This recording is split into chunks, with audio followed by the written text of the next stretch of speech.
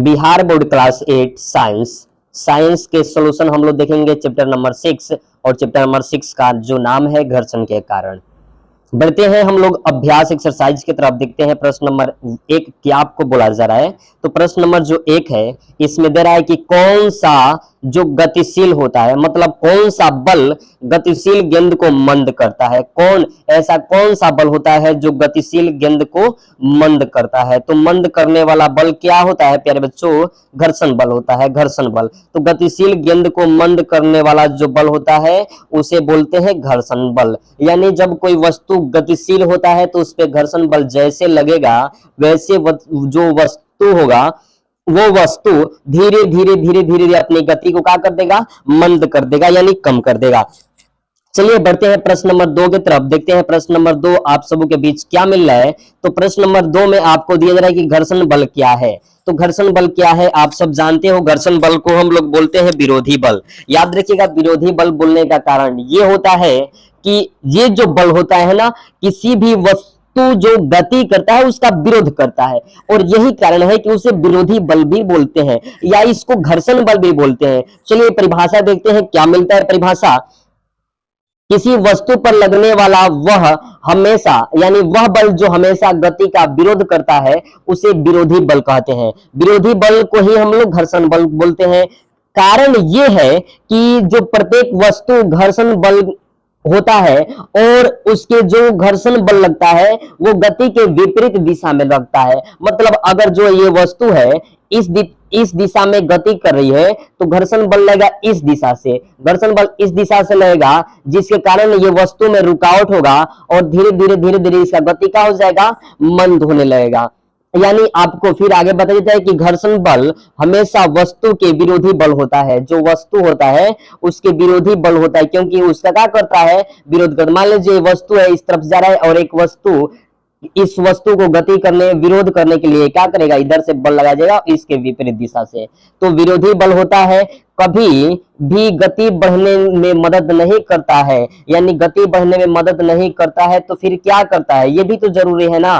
तो उसका विरोध करता है। याद रखिएगा, उसका क्या करता है? विरोध करता है। तो कभी गति बढ़ने में मदद नहीं करता है। और घर्षण बल जो होता है दो सतहों के बीच कार्य करता है, इसलिए इसे संपर्क बल भी कहते हैं। यानी आपको यह जानना जरूरी है प्यारे बच्चों कि घर्षण बल जो है ना एक प्रकार का संपर्क बल है। वाई क्यों संपर्क बल है? क्योंकि एक वस्तु ये जो गति कर रहा है ना, जब तक इसके संपर्क में, ये वस्तु के संपर्क में ये बल नहीं आएगा, एक दूसरे के संपर्क में नहीं आएगा, तब तक इस पे कार्य नहीं करेगा। और जब तक इस पे अपना फोकस, अपना जो बोला जाए शक्ति नहीं दिखाया, तब तक ये वस्तु का जो गति है ना ये गति मंद नहीं होगा। तो चलिए बढ़ते हैं आगे प्रश्न नंबर 3 की तरफ। आपको प्रश्न नंबर 3 क्या बताया जाता है, चलिए बारीकी से देखते हैं। प्रश्न नंबर 3, स्थैतिक घर्षण और सर्पी घर्षण में अंतर बताइए। ये वीवीआई टॉपिक है, वीवीआई टॉपिक जो आपको ऑब्जेक्टिव या सब्जेक्टिव में देते जाता है और आप सबों को ध्यान में रखना है इसको। तो चलिए देखते हैं प्रश्न का उत्तर क्या होता है। जब किसी वस्तु को विराम की स्थिति से गति में लाने का प्रयास किया जाता है तो उस स्थिति में लगने वाले घर्षण बल को स्थैतिक घर्षण बोलते हैं, स्थैतिक घर्षण कहते हैं। यानी मान लीजिए ये जो वस्तु है अभी विरामावस्था में है और इसको पीछे से धक्का दे रहा है, पीछे से इसको क्या करेंगे? धक्का देंगे ताकि ये गति हो जाए। इसको क्या कर दे? गति में कर दे। तो जैसे ये गति में होगा तो इसको क्या बोलेंगे? स्थैतिक घर्षण। इसको बोलेंगे स्थैतिक घर्षण। याद रखिएगा, इसको भूलना नहीं है। चलिए देखते हैं अब हम लोग सर्पी घर्षण क्या है। सर्पी घर्षण, तो जब कोई वस्तु दूसरे वस्तु पर गतिमान हो तो उन दोनों सतह के बीच लगने वाले घर्षण को यानी सर्पी घर्षण कहते हैं। सी घर्षण कहते हैं, सी घर्षण।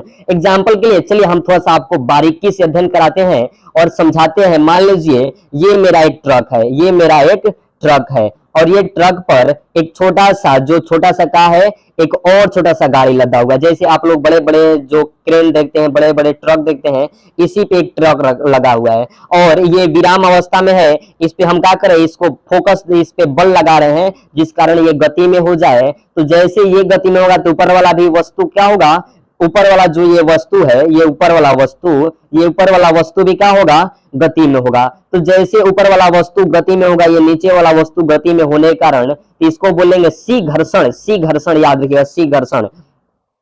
और ये जो स्थैतिक घर्षण होता है ना, उससे कम होता है।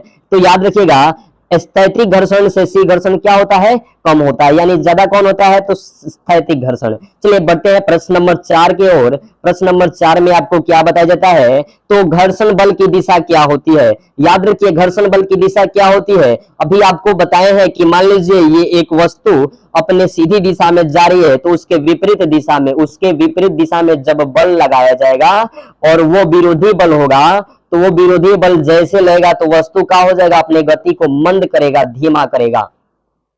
तो हम लोग का राइट आंसर क्या हो जाएगा कि विपरीत दिशा में, याद रखेंगे विपरीत दिशा में। प्रश्न नंबर 5 आपके बीच क्या है कि जब एक गेंद, यानी जब गेंद समान वेग से फेंकते हैं तो गेंद क्यों, तो जैसे मान लीजिए एगो गेंद है ये और गेंद को समान वेग से फेंकेंगे तो आपको 3 गो प्रश्न दिया। पक्की समतल सतह पर लंबी दूर तक जाता है, कारण बताना है। मान लीजिए फर्श जो है चिकना है, पक्का है, तो ये जो गेंद होगा बहुत दूर तक जाएगा। फिर आपको सेकंड प्रश्न बताया जाता है कि अगर कच्ची सड़क हो तो कम दूरी पर जाता है। मान लीजिए और ये कच्ची सड़क हो तो ये गेंद होगा जो कम दूरी तक जाएगा।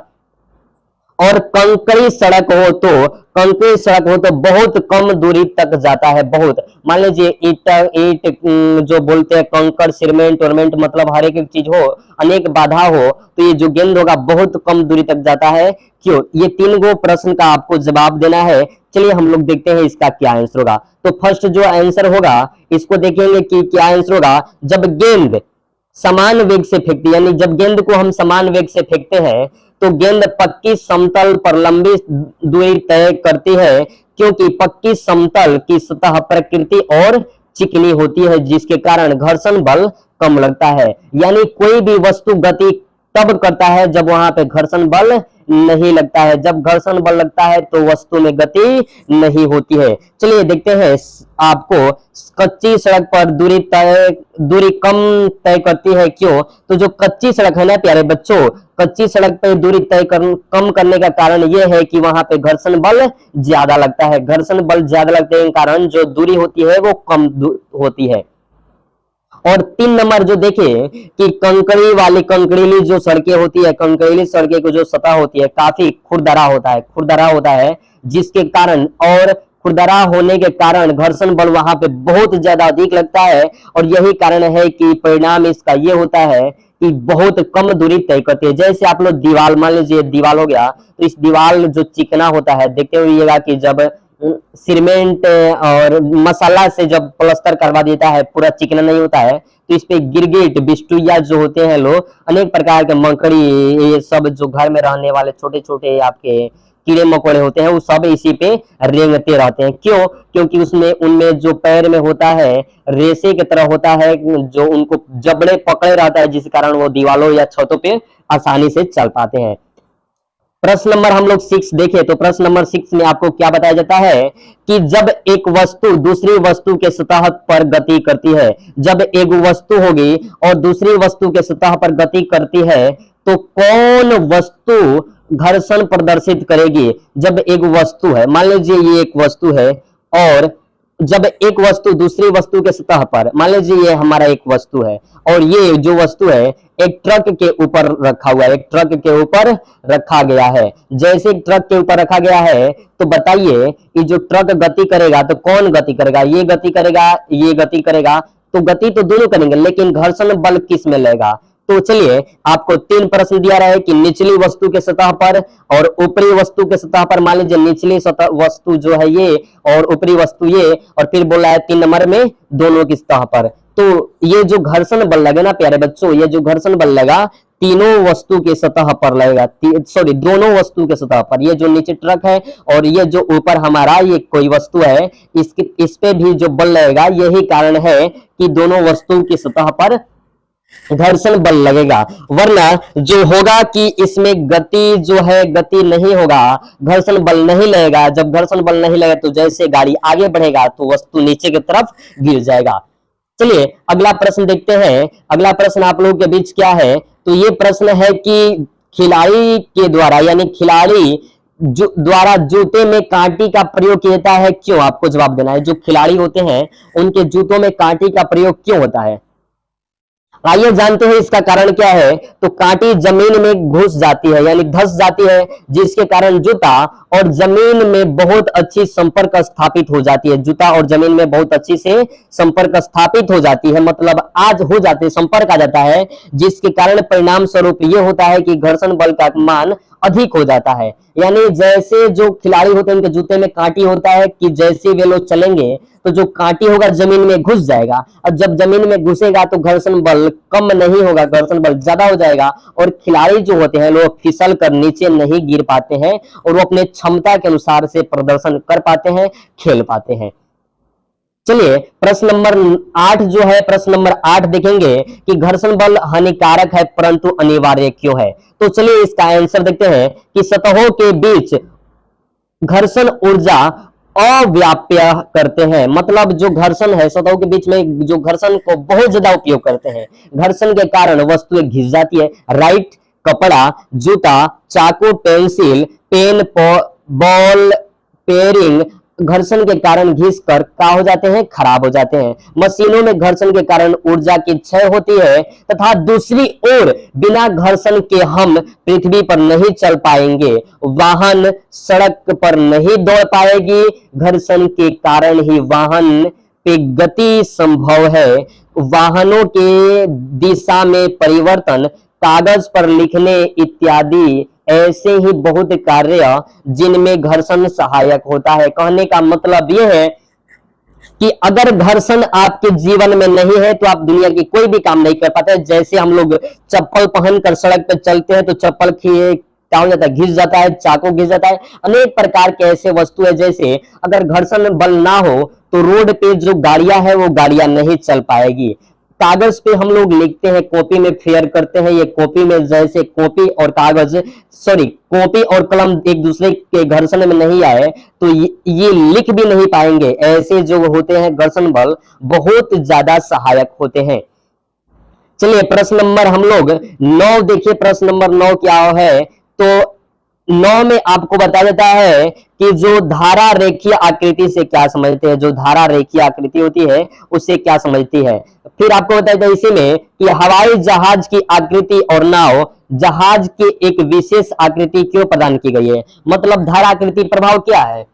और फिर आपको इसी में यह भी जवाब देना है कि जो जहाज होते हैं या नाव होते हैं उनको एक विशेष आकृति मतलब विशेष डिजाइन क्यों देता है। तो आपको इसका राइट आंसर क्या मिलेगा, चलिए हम लोग देखते हैं इसका राइट आंसर क्या होना चाहिए।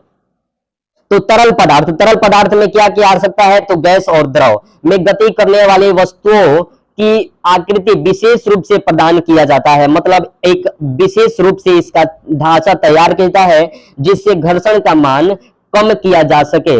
इसी विशेष आकृति की धारा को रेखीय आकृति कहते हैं। मतलब ये जो नाव होते हैं या जहाज होते हैं, गैस और द्रव, गैस मतलब हो गया हवा और द्रव मतलब हो गया पानी, तरल पदार्थों के दोनों अंतर्गत आता है। इन दोनों में चलने वाले जो वाहन है जैसे नाव या हवाई जहाज, इनको आकृति एक दिया जाता है, क्योंकि ये जो आकृति दिया जाता है ये आकृति एक विशेष प्रकार की होती है और ये आकृति जो घर्षण का मान होता है इस घर्षण के मान को कम करता है, जिसके कारण नाव हो या जहाज हो अच्छे से यानी बहुत बारीकी से गैस में और द्रव में गति कर पाता है, क्योंकि घर्षण मान कम हो जाता है। और इसी को हम लोग बोलते हैं रेखीय आकृति, धारा की रेखीय आकृति, धारा की रेखीय आकृति। जैसे हम लोग बोल सकते हैं, जैसे हम लोग बोल सकते हैं जहाज, जैसे हम लोग क्या बोल सकते हैं,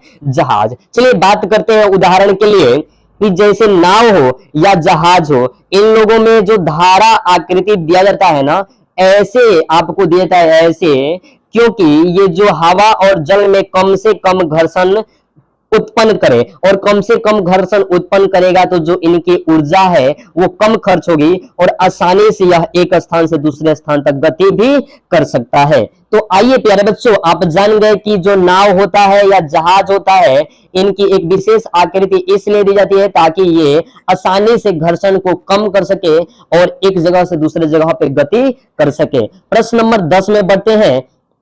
प्रश्न नंबर 10 में आपको बताया जाता है कि रिक्त स्थानों को पूर्ति कीजिए, मतलब खाली स्थानों को भरना है प्यारे बच्चों। तो चलिए खाली स्थानों को भरेंगे, क्या हम लोग का राइट आंसर होगा ये भी हम लोग देख लेते हैं। तो प्रश्न नंबर 1 है जो घर्षण बल, घर्षण बल वह बल है जो गति का क्या करता है, तो विरोध करता है, विरोध करता है, यानी इसमें राइट आंसर क्या हो जाएगा, विरोध। फिर प्रश्न नंबर 2 दे रहा है कि चिकना सतह की अपेक्षा रुखड़ी, यानी रुखड़ मतलब हो गया कि खुरदरा पर घर्षण बल अधिक काम करता है, तो यहाँ पे हो जाएगा अधिक, याद रखिएगा यहाँ पे क्या होगा, अधिक। और प्रश्न नंबर जो 3 दे रहा है कि कैरम बोर्ड के पाउडर का प्रयोग करते हैं, कैरम बोर्ड के जो कैरम बोर्ड होता है, मान लीजिए एक कैरम बोर्ड है और इस कैरम बोर्ड पे हम कैरम बोर्ड पाउडर का उपयोग करते हैं ताकि जो घर्षण बल हो ना, ये घर्षण बल कम हो जाए, तो 3 नंबर का राइट आंसर क्या हो जाएगा, कम।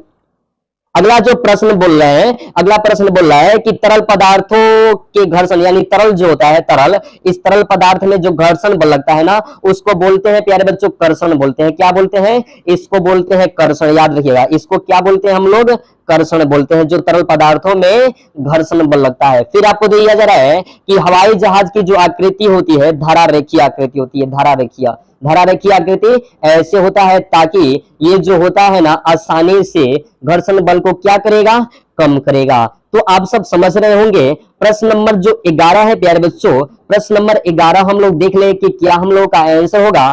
तो दे रहा है यहाँ पे कि प्रश्न 11 नीचे दिए गए प्रश्नों में सत्य और असत्य को चुनिए, यानी सही और गलत को पहचान करना है, सही और गलत का पहचान करेंगे। चलिए प्रश्न नंबर जो 1 बोल रहा है, प्रश्न नंबर 1 बोल रहा है कि प्रश्न नंबर 1 में आपको क्या दिया जा रहा है, चलिए देखते हैं कि जब किसी गेंद को किक किया जाता है, मतलब मान लीजिए यहाँ पे एक गेंद है और यहाँ पे एक राम नाम का लड़का है और इसको आएगा पैर से मारेगा, किक करता है, तो वह सदा लुढ़कती रहती है, नहीं वो अपने समय तक ये लुढ़कती रहती है, और जैसे जैसे जैसे जैसे भी इसके विरोधी बल लगेगा, बीच में बाधा उत्पन्न होगी, तैसे तैसे इसका गति क्या होने लगेगा, मंद होगा, और मंद होने के कारण एक समय क्या हो जाएगा, ये गेंद रुक जाएगा। तो हम लोग का जो राइट आंसर होगा ना, ये राइट आंसर हो जाएगा असत्य। फिर प्रश्न नंबर 2 दे रहा है कि घर्षण के कारण उष्मा ऊर्जा उत्पन्न होती है, तो सत्य है, क्योंकि जब हम दो हाथों को, मान लीजिए एक मेरा हाथ है, ये मेरा एक हाथ है और ये हाथ, और फिर मान लीजिए ये मेरा हाथ है एक, और ये हाथ को जब हम एक दूसरे को आपस में रगड़ेंगे तो हमारा क्या उत्पन्न होगा, यहाँ पे उष्मा उत्पन्न होगा। प्रश्न नंबर 3 जो आपको बोल रहा है, प्रश्न नंबर 3 में क्या बोल रहा है देख लीजिए कि वस्तु के भार पर घर्षण का मान निर्भर करता है, वस्तु के भार पर। ये राइट है प्यारे बच्चों, ये राइट है, बहुत राइट है, क्योंकि जितना वजन वस्तु का होगा उतना ही ज्यादा घर्षण लगेगा। क्योंकि अगर मान लीजिए कोई वस्तु 5 किलो का हो, कोई वस्तु 500 किलो का हो, तो घर्षण बल इस पे ज्यादा लगेगा और इस पे कम लगेगा, याद रखिएगा। प्रश्न नंबर जो आपका 4 है कि स्नेहक पदार्थों का प्रयोग घर्षण मान को घटाने में किया जाता है, यानी स्नेहक का प्रयोग करने से घर्षण मान घट जाता है, यानी घर्षण घट जाता है। तो हाँ राइट है, ये हमारा राइट प्रश्न है। यानी चलिए हम लोग देखते हैं कि हम लोगों का जो क्लास था ये बहुत बारीकी से हम लोग क्लास किए। अगर क्लास आपको अच्छा लगा हो तो प्लीज अपने दोस्तों के पास भी शेयर करें।